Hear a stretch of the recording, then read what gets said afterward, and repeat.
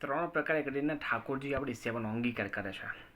કોઈ પણ વસ્તુનો સ્પર્શ કરીને, કોઈ પણ વસ્તુ ગ્રહણ કરીને અને કોઈ પણ વસ્તુ દ્રષ્ટિગોચર કરીને. આપણા સમુદાયની અંદર એક બહુ રીતિ સારી હોતી હોય છે.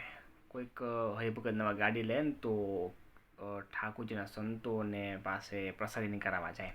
ઠાકોરજીમાં બેસાડે, સંતોને બેસાડે અને ગાડી પ્રસાદીની કરાવે. શું કામ? તો કે કોઈ પણ વસ્તુ હોય એ પ્રસાદીની થઈ જાય.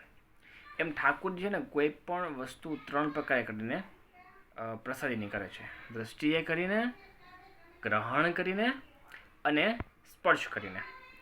ફોન લાવે તો ફોન હરિભક્તો પ્રસાદીના કરાવવા જાય. ઠાકોરજી પાસે સોનું લીધું હોય તો સોનું, ચાંદી વગેરે અલંકારો હોય તો મંદિરમાં પ્રસાદીના કરાવવા જાય, જેને જ્યાં સ્થાન નજીક પડતા હોય ત્યાં આગળ. એમ સાથે સાથે એક વસ્તુનું એક બીજું પણ ધ્યાન રાખવું. ત્યારે હરિભક્તો તમે જ્યારે કોઈ ઔષધિ દવા લાવો, કોઈ શરીરમાં એવો રોગ આવે, ડૉક્ટરને દેખાડીને પછી દવા વગેરે લાવો ને, તો એ દવા જે ટેબ્લેટ્સ છે ને એ ટેબ્લેટ્સ પણ પ્રસાદીની કરવી.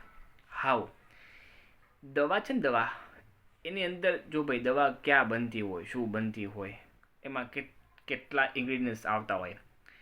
હવે કઈ વસ્તુ એમાં આવતી હોય, આલ્કોહોલ આવતું હોય, ક્યાંય કેવા લસણ ડુંગળીના પાવડર કે આ તે વગેરે આવતું હોય, રાઈટ? આપણને તો ખ્યાલ નથી.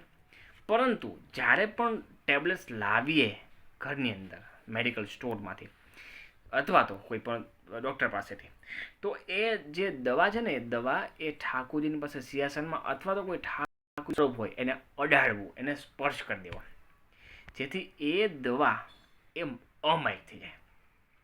દવાની અંદર કોઈ પણ એવી વસ્તુ, એવા કંઈક તત્વો આવતા હોય જે આપણને ખ્યાલ ના હોય, જે આપણે મહારાજની આજ્ઞા બહાર એ વસ્તુ ગ્રહણ કરતા હોઈએ, રાઈટ? મહારાજની આજ્ઞા છે કે સપોઝ લસણ, ડુંગળી, હિંગ વગેરે ના ખાવો કે કોઈ એવા અભક્ષ્ય વસ્તુ ના ખાવું, પણ દવાની અંદર તેવા કોઈ તત્વો આવતો આપણને ખ્યાલ નથી, એમાં લખ્યું હોય છતાં પણ એ વસ્તુ, એ દવા એને પ્રસાદીની કરી દેવી ભગવાન પાસે, જેથી કરીને એ દવાને ખાઈએ અથવા દવા રોગનું નિદાન કરવા માટે દવા લેતા હોઈએ તો એ દવા ખાવાનો આપણને દોષ ના લાગે.